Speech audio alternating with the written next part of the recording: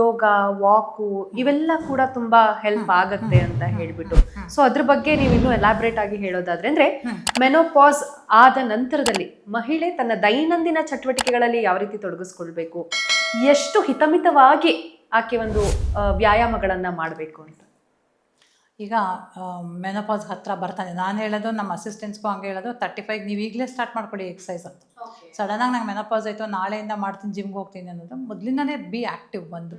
So ಈಗ menopause ಆಯಿತು, ನೀವು 45-50 ಇಯರ್ಸ್ ಅಂತ ಇಟ್ಕೊಂಡಿದ್ದೀರ, ಒಂದು ಅಕ್ಸೆಪ್ಟೆನ್ಸ್ ಮಾಡ್ಕೊಂಡಿದ್ದೀರ, ಮನೆಯವ್ರ ಜೊತೆ ಕಮ್ಯುನಿಕೇಟ್ ಮಾಡಿ, ನನಗೆ ಈ ಥರ ಆಗ್ತಾಯಿದೆ, ಹಾರ್ಮೋನ್ ಚೇಂಜಸ್ ಆಗ್ತಾಯಿದೆ, I need time for my self ಅಂತ 1 hour ಇಟ್ಕೊಳ್ಳಿ ಸಾಕು, ಜಾಸ್ತಿ ಬೇಡ. 1 hour ಒಂದು 30 to 40 minutes any kind of aerobic exercise, ಅಂದರೆ ವಾಕಿಂಗ್, ರನ್ನಿಂಗ್. ಒಂದು ಈಗ ಸಡನ್ನಾಗಿ ಏನೂ ಮಾಡದಿರೋರಿಗೆ ನೀನು ಜಿಮ್ಗೆ ಹೋಗು, ವಿಪರೀತ ಜಾಗ್ ಮಾಡು, ಮ್ಯಾರಥಾನ್ ರನ್ ಮಾಡು ಅನ್ನೋದು ನಾವೊಂದು 1000ದಲ್ಲಿ ಒಬ್ರಿಗೆ ಹೇಳ್ಬೋದು. ಬಿದ್ದೋಗೋ ಚಾನ್ಸಸ್ಸೇ ಜಾಸ್ತಿ ಇರುತ್ತೆ. ಆ್ಯಸ್ ಯು ಗ್ರೋ ಓಲ್ಡರ್, 55-60 ವರ್ಷದವ್ರಿಗೆ ಓಡು ಅನ್ನೋದು ಅಲ್ಲೆಲ್ಲ ಎಡು ಬೀಳೋದು, ಮೂಳೆಗಳು ಮುರಿದೋಗಿರೋ ಚಾನ್ಸಸ್. ಸೊ ಪ್ರಾಕ್ಟಿಕಲಾಗಿ ನಿಮಗೇನು ಇಷ್ಟ ಇರುತ್ತೆ, ಕೆಲವರು ಹೊಸದಾಗಿ ಡ್ಯಾನ್ಸ್ ಸ್ಟಾರ್ಟ್ ಮಾಡ್ತಾರೆ, ಮಾಡಿ, ಬಟ್ ಆ ಮಾಡುವಾಗ ನೀ ಜಾಯಿಂಟ್ಗಳಿಗೆ ಹೋಗ್ತವೆ, ಕಷ್ಟ. ಸೊ ಹಾಗಾಗಿ within your limitation simple walking, swimming ಮಾಡ್ಬೋದು, ಮತ್ತು ಯೋಗ ಮಾಡಿ. ಯೋಗ ಮಾಡಿದ್ರೆ ಮೈಂಡ್ ಮತ್ತು ಮಸಲ್ ಎರಡೂ ವರ್ಕೌಟ್ ಆಗುತ್ತೆ. ಇದು 30 to 40 minutes you need to do exercise.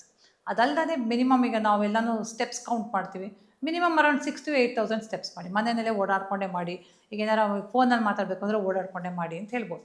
ಅದು ಆಮೇಲೆ ನ್ಯೂಟ್ರಿಷನ್ ಬಗ್ಗೆ ಅವ್ರು ಗಮನ ಕೊಡಬೇಕು. ನ್ಯೂಟ್ರಿಷನ್ ಬಗ್ಗೆ ಏನು ಗಮನ ಕೊಡಬೇಕು, ಈಗ ಮೊದಲಿನ ಥರ ಎಲ್ಲನೂ ಯಾವಾಗಲೂ ತಿನ್ನೋದು, ಮಿಕ್ಕಿದ ಸಕ್ಕಿ ತಿನ್ಬಿಡೋದು, ತರಕಾರಿ ಬಿಡೋದು ಅವೆಲ್ಲ ಮಾಡಬೇಡಿ. You have to eat in time. ಬೆಳಗ್ಗೆ ಎದ್ದ ತಕ್ಷಣ 1 ಗ್ಲಾಸ್ ಹಾಲು ಕುಡಿಬೇಕು, ಕಾಫಿ ಟೀ ಕಡಿಮೆ ಮಾಡಿ, ಯಾಕಂದರೆ ತುಂಬ ಎಕ್ಸೆಸ್ ಆಫ್ ಕಾಫಿ ಟೀ ಕುಡಿದ್ರೂ ಮೂಳೆಗಳು ಸವಿತವೆ, ಅರ್ಥ ಆಯ್ತಾ. ಹಾಲು ತೊಗೊಳಕ್ಕೆ ಸ್ಟಾರ್ಟ್ ಮಾಡಿ, ಅದು ಕಂಟೈನ್ಸ್ ಲಾಟ್ ಆಫ್ ಕ್ಯಾಲ್ಶಿಯಮ್. ಮತ್ತು ಫ್ರೂಟ್ಸ್ ತೊಗೊಳ್ಳಿ, weekly at least 2 to 3 times fruits ತೊಗೋಬೇಕು, ಹಾರ್ಟ್ ಡಿಸೀಸ್ ರಿಸ್ಕ್ ಕಡಿಮೆ ಆಗುತ್ತೆ. ಮೊಳಕೆ ಕಟ್ಟಿದ ಕಾಳುಗಳು, egg white, if you are a meat eater fish ತೊಗೋಬೋದು, ಮೀಟ್ ತೊಗೋಬೋದು, ಪ್ರೋಟೀನ್ಸ್ ಬರುತ್ತೆ. ಅದ್ರ ಜೊತೆಗೆ ಒಂದು ಕ್ಯಾಲ್ಶಿಯಂ ಸಪ್ಲಿಮೆಂಟ್ ತೊಗೊಳ್ಳಿ. ಎವ್ರಿ 2 to 3 hours ತಿನ್ನೋದು ಕಡಿಮೆ ಮಾಡಬೇಕಾಗುತ್ತೆ. ಮೆನೋಪಾಸ್ ನಮಗೆ ಗೊತ್ತು, ಮೆನೋಪಾಸ್ ಆಗ್ತಾ ಏನಾಗುತ್ತೆ, ಶುಗರ್ BP ಬರೋ ರಿಸ್ಕ್ ಜಾಸ್ತಿ, ದಪ್ಪ ಆಗೋದು ಇನ್ಎವಿಟಬಲ್ ಅಂತ ಇರುತ್ತೆ. ಆಗ ಹೆಂಗೆ ಸಣ್ಣ ಹೆಂಗೆ ಮೇಂಟೈನ್ ಮಾಡೋದಂದರೆ ತಿನ್ನೋದು ಕಡಿಮೆ ಮಾಡಿ. ನಾನೇನು ಹೇಳ್ತೀನಿ, ಎಲ್ಲನೂ ತಿನ್ನಿ, ಬಿಡಿ ಅಂತ ಹೇಳೋದೇ ಇಲ್ಲ. ಬಿಟ್ಟು ಇವಾಗ ನಾಳೆಯಿಂದ ನೀನು ಐಸ್ ಕ್ರೀಮ್ ತಿನ್ಬೇಡ ಅಂದರೆ ಯು ಗೆಟ್ ಡಿಪ್ರೆಸ್ಡ್ ಅಲ್ವಾ. ಸೊ ಎಲ್ಲ ತಿನ್ನಿ, ಕಡಿಮೆ ತಿನ್ನಿ. 20% ಡಿಸ್ಕೌಂಟ್ ಕೊಡಿ. 4 ಇಡ್ಲಿನ 3 ಮಾಡಿ, 3 ಚಪಾತಿನ 2 ಮಾಡಿ, 3 ದೋಸೆ 2 ಮಾಡಿ, ಆ ಥರ ಮಾಡಿ. ನೀವು ವಾರ ಔಟ್ಸೈಡ್ ತಿನ್ನೋ ಅಭ್ಯಾಸ ಇದ್ದರೆ 15 ದಿನಕ್ಕೊಂದ್ಸಲ ಮಾಡಿ. ಆ ವಯಸ್ಸಲ್ಲಿ ಹೆವಿ ಎಕ್ಸರ್ಸೈಸ್ ಮಾಡೋದು ಕಷ್ಟ ಆಗತ್ತೆ. ಅಂತ ಸಂದರ್ಭದಲ್ಲಿ ಅಟ್ಲೀಸ್ಟ್ ಫುಡ್ಡನ್ನಾದ್ರೂ ಕಂಟ್ರೋಲ್ನಲ್ಲಿ ಇಟ್ಕೊಂಡು ದೇಹವನ್ನ ಕಂಟ್ರೋಲ್ನಲ್ಲಿ ಇಟ್ಕೊಳ್ಬೋದು. ಫುಡ್ಡನ್ನ ಕಂಟ್ರೋಲ್ ಮಾಡಲೇಬೇಕು. ಎಲ್ಲ ಹೇಳ್ತಾರಲ್ಲ, ಏಜ್ ಆಗ್ತಾ ಕಡಿಮೆ ತಿನ್ನಿ ಅಂತ. ಒಂದು ಊಟ, ಸಾಯಂಕಾಲದ ಊಟ ನೀವು 7 ಗಂಟೆಗೆ ಮುಗಿಸ್ಬೇಕು. ನೀವು ಅನ್ನ ತಿನ್ನಲಿಲ್ಲ ಅಂದ್ರೂ ಪರವಾಗಿಲ್ಲ, 1 ಬೌಲ್ ತರಕಾರಿ ತೊಗೊಳ್ಳಿ, ಅರ್ಥ ಇದೆ. ಚೆನ್ನಾಗಿ ತರಕಾರಿ ತಿಂದು ಮಲ್ಕೊಳ್ಳಿ. ರಾತ್ರಿ ಮಲಗುವಾಗ 1 ಗ್ಲಾಸ್ ಹಾಲು ಕುಡೀರಿ, ಕ್ಯಾಲ್ಶಿಯಂ ಬರುತ್ತೆ, ನಿದ್ದೆ ಬರುತ್ತೆ, ಅರ್ಥ ಆಯ್ತಾ. ಇದ್ರ ಜೊತೆಗೆ ಏನಾರು ಒಂದು ಹೊಸ ಹಾಬಿ ಮಾಡ್ಕೊಳ್ಳಿ. ನಿಮಗೇನು ಚೈಲ್ಡ್ಹುಡ್ಡಿಂದ ಮಾಡಬೇಕು, ಏನೋ ಒಂದು ಕಲಿಬೇಕು ಅನ್ನೋ ಇಂಟ್ರೆಸ್ಟ್ ಇರುತ್ತೆ, ಏನೋ ಒಂದು ಮ್ಯೂಸಿಕ್ ಕಲಿಬೇಕು, ಆ ಥರದ್ದು ಮಾಡಿ. ಮ್ಯೂಸಿಕ್, ಪೇಂಟಿಂಗ್ ತೊಗೊಳ್ಳಿ, ಎಂಬ್ರಾಯ್ಡ್ರಿ ತೊಗೊಳ್ಳಿ, lot of things.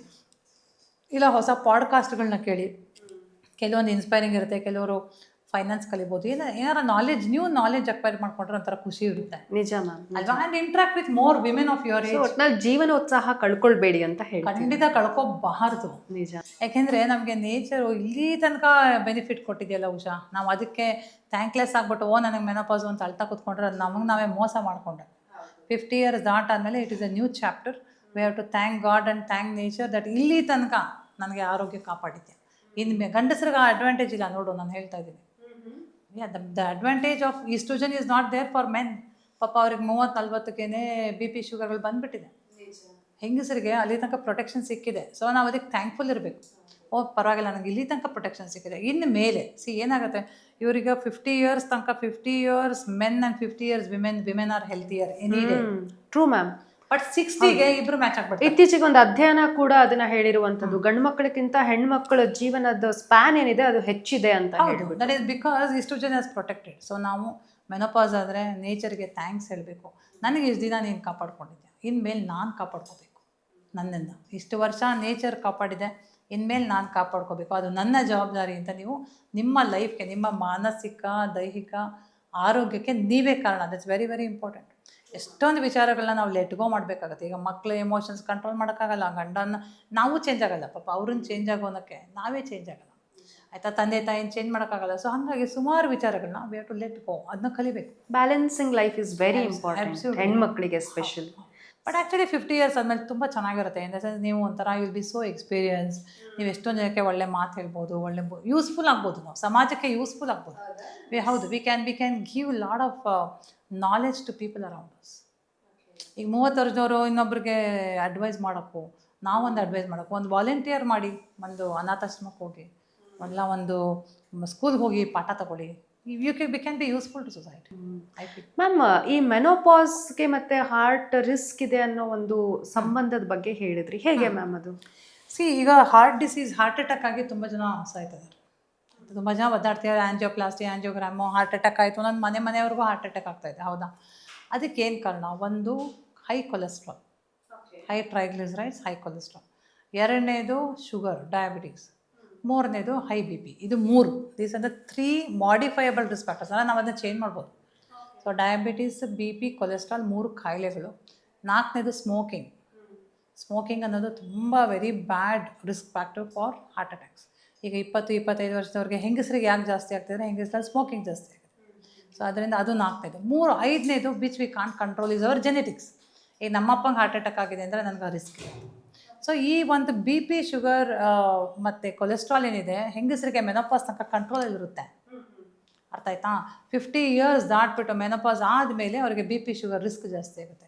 So menopause ಆದಮೇಲೆ ನಿಮ್ಗೆ ಯಾವಾಗ ನೀವು ಒಳ್ಳೆ ಜೀವನ ಶೈಲಿ ಮಾಡಲಿಲ್ಲ, ನೀವು ಹೆಂಗೆಂಗೋ ತಿಂತಾ ಇದ್ದೀರಾ, ಮತ್ತು ತುಂಬ ಡಿಪ್ರೆಸ್ ಆದ್ರೂ ಬಿ ಪಿ, ಶುಗರ್ಗಳು ಬರ್ತವೆ, ಗೊತ್ತಾ ಅದು? ಸೊ ಮತ್ತು ಫುಡ್ ಕಂಟ್ರೋಲ್ ಇಲ್ಲ, ಫ್ಯಾಟಿ ಡಯಟ್ ತಿಂತಿದ್ದೀರಾ, ಎಕ್ಸಸೈಸ್ ಮಾಡ್ತಿಲ್ಲ, ಸೆಡೆಂಟ್ರಿ ಲೈಫ್ ಸ್ಟೈಲ್, ಕೂತಿದ್ರೆ ಈ ಹೆಣ್ಮಕ್ಳಿಗೆ ಬಿ ಪಿ, ಶುಗರ್, ಕೊಲೆಸ್ಟ್ರಾಲ್ ಜಾಸ್ತಿ ಆಗುತ್ತೆ. ಹಾರ್ಟ್ ಅಟ್ಯಾಕ್ ರಿಸ್ಕ್ ಆಟೋಮೆಟಿಕಲಿ ಜಾಸ್ತಿ. ಸೊ 50 years ಆದಮೇಲೆ ಹಾರ್ಟ್ ಅಟ್ಯಾಕ್ ರಿಸ್ಕು ಹೆಂಗಸರಿಗೆ ಬಿಲ್ಡಪ್ ಆಗಕ್ಕೆ ಸ್ಟಾರ್ಟ್. ಗಂಡಸರಿಗೆ 40ಗೆ ಸ್ಟಾರ್ಟ್ ಆಗಿಬಿಟ್ಟಿರುತ್ತೆ, ಹೆಂಗಸರಿಗೆ 50 ಮೇಲೆ. ಸೊ ಹಾಗಾಗಿ ಈ ಟೈಮ್ನಲ್ಲಿ ಎಕ್ಸಸೈಸ್ ಮಾಡಿ, ಡಯಟ್ ಮಾಡಿ, ಸ್ಮೋಕಿಂಗ್ ಬಿಡಿ, ಆ್ಯಕ್ಟಿವ್ ಆಗಿರಿ, ರೆಗ್ಯುಲರ್ ಚೆಕಪ್ ಮಾಡಿಸ್ಕೊಳ್ಳಿ, ಹಾರ್ಟ್ ಅಟ್ಯಾಕ್ ರಿಸ್ಕ್ ಕಡಿಮೆ.